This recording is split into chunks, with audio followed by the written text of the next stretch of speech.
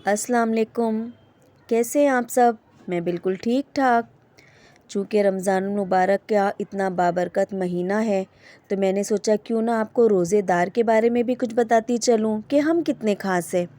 तो एक बहुत ही प्यारा वाक़या आपको बता रही हूँ और उम्मीद करती हूँ कि आप इसे पूरा सुनेंगे। तो एक मर्तबा मूसा अलैहिस्सलाम ने अल्लाह अज़्ज़ व जल से पूछा, या अल्लाह, जितना मैं आपके करीब हूँ और आपसे बात कर सकता हूँ, इतना कोई और भी करीब है?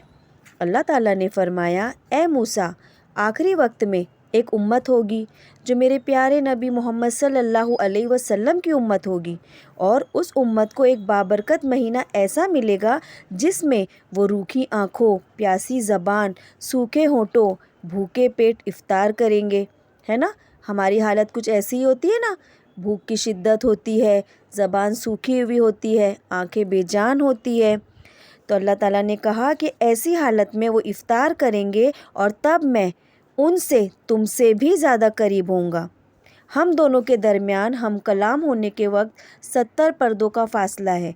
हम दोनों यानी अल्लाह अज़्ज़ व जल और मूसा अलैहिस्सलाम के दरमियान जब आप दोनों बातचीत करते हैं तो 70 पर्दों का फ़ासला बरकरार होता है। लेकिन उस उम्मत मोहम्मदिया और मेरे दरमियान इफ़्तार के वक्त एक पर्दे का भी फ़ासला ना होगा। तो सोचिए, हम उम्मत मोहम्मदिया होने पे तो खुशनसीब हैं ही, और अगर हम रोज़ादार हैं और इफ़्तार के वक्त हम अल्लाह ताला के इतने ज़्यादा करीब है, तो हमसे बढ़कर खुशनसीब और कौन हो सकता है।